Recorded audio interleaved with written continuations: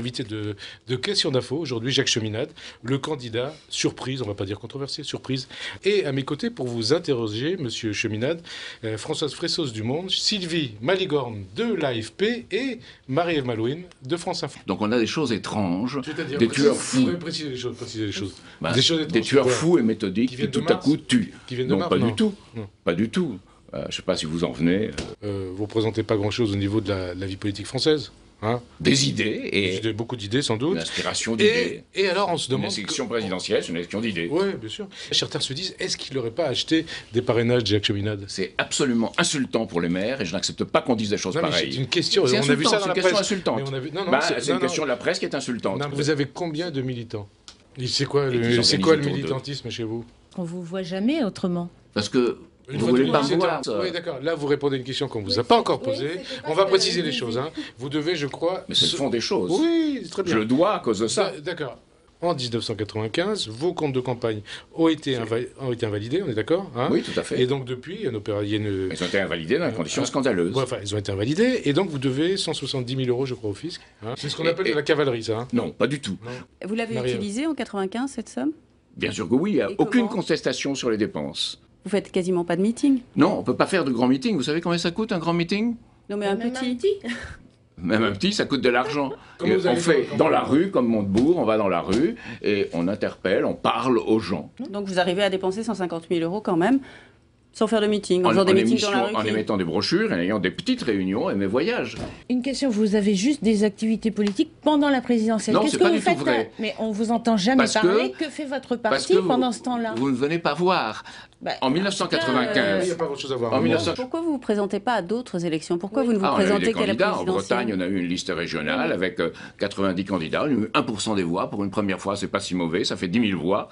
On a eu une candidature au cantonal à Bretagne avec 7,5% des voix. Voilà, et ça, on n'en parle pas. Alors, on va poursuivre. On va parler de votre projet éventuellement. Peut-être aussi... c'est surtout pour ça que je suis venu. De vos amitiés. Vous vous définissez comme un gaulliste de gauche et votre mentor est un milliardaire américain, Lyndon LaRouche, un homme très controversé qui est plutôt catalogué à l'extrême droite.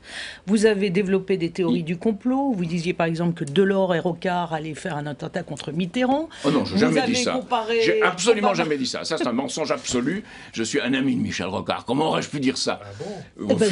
J'ai bien potassé mes dossiers. Non, pas du tout. Je n'ai pas du tout confusionné. Il n'y a pas eu de démenti, j'ai lu les papiers. Donc, qu'est-ce que vous faites dans cette élection? Vous aviez de mauvaises lunettes, probablement. Je ne sais pas. C'est invraisemblable. Curieusement, pour mettre en place ou mettre en œuvre ce projet, vous voulez passer par Mars. Expliquez-nous un peu. C'est pas du tout vrai. Je ne veux pas passer par Mars, comme je ne suis pas du tout l'émanation d'une secte américaine, comme LaRouche n'est pas millionnaire. Alors on va préciser les choses. Il n'a jamais été millionnaire, malheureusement pour lui. Est-ce que vous vous inspirez de LaRouche ou pas? Est-ce que c'est votre mentor ou pas? Les idées, un mentor, c'est une curieuse expression. Attendez, ils mettent en avant LaRouche sur leur panneau qu'on voit dans les rues de Paris. On est d'accord ou pas? Oui, mais pas dans la campagne présidentielle. Il s'agit de mon projet, ce que je fais. Sur votre site présidentiel, il y a LaRouche, enfin sur... Mon fixe, c'est Cheminade 2012. Il y a une culture du court terme, de l'instinct, de l'instant qui se met en place. Vous avez ce qu'il disait aussi LaRouche? Je vais vous citer ce qu'il disait. Il a mis en cause ce qu'il a appelé les banquiers juifs de la City, qui manipuleraient jusqu'à la reine d'Angleterre, qui elle-même tirerait sa fortune du trafic de drogue. Non, il n'a jamais dit ça dans ces termes exacts. Ce qu'il a dit, c'est qu'il y avait, entre autres... Il a dit ça, excusez-moi, il a dit ça. Non, il a dit ça. Donc, c'est pas le fait qu'il soit juif, qu'il soit protestant ou autre chose. Ça, le fait qu'il est stigmatisé comme ça. Il a stigmatisé les banquiers. Il a dit que certains d'entre eux étaient juifs. C'est comme ça qu'il l'a dit à l'époque. De la City. Moi, je préfère Heine à Rothschild, voilà. Ouais, mais précisez les choses parce que j'ai pas très bien compris là. Il y a un poète. Je connais, mais la tradition des Rothschild, je ne vois pas ce que vous voulez dire. Une tradition de banque d'affaires, de jouer sur les trafics d'armes, sur les flux financiers, tout ça. Mais c'est pas le seul. Non, pas du tout. Pas du tout.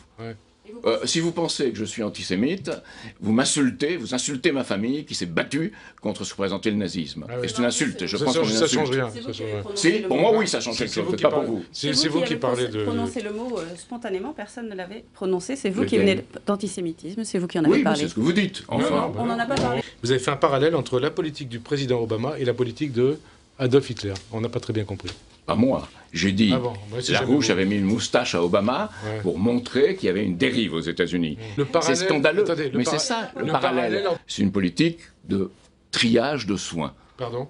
De triage de soins, c'est-à-dire qu'il y a des soins pour les personnes âgées qu'on ne fera plus. Et on dit parce que ça ne rapporte pas. Je vous rappelle ce que disait Léo Alexander, j'ai ici la citation. Léo Alexander disait, dès qu'on chiffre à la vie humaine, dès qu'on met un prix à la vie humaine... Vous vous appelez, je crois, Jacques Cheminade. Donc on pose des questions à Jacques Cheminade et pas à Léo Alexander, ou à je ne sais qui. Et ce monde de la finance est représenté en France par quelqu'un comme Michel Pebreau, par exemple. Oui, d'accord. Françoise. Je vois pas.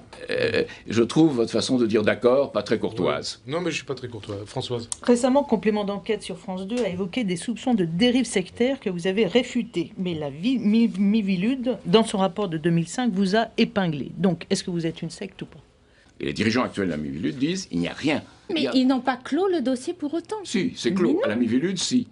Mais non, ils l'ont pas écrit. Vous revendiquez comme une secte ou pas?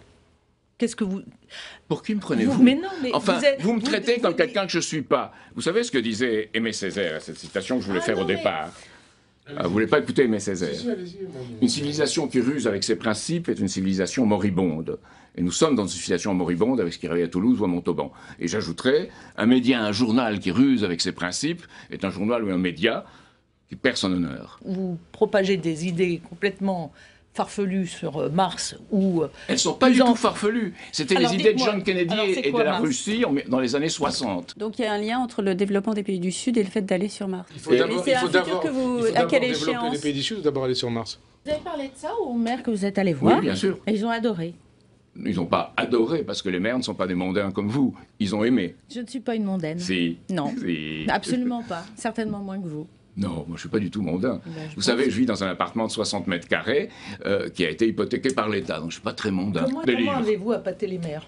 Ils se sont dit, vous êtes un prophète. Non, ils se sont dit, c'est quelqu'un qui ose bouger les lèvres. C'est en hébreu ce qu'est un prophète, un avis, c'est quelqu'un qui ose bouger les lèvres devant les puissants et leur dire leurs 4 vérités. Vous voulez être ça? Un quelqu'un prophète, qui ose dire aux puissants ce qu'est la loi. David contre Goliath, oui. Vous voulez être un prophète? Non, David contre Goliath. Merci en tout cas, c'est la fin de Questions d'Info. Merci Jacques Cheminade d'avoir répondu à notre invitation. Merci à vous de nous être fidèles et à la semaine prochaine. Moi, je vous dirai pas franchement merci.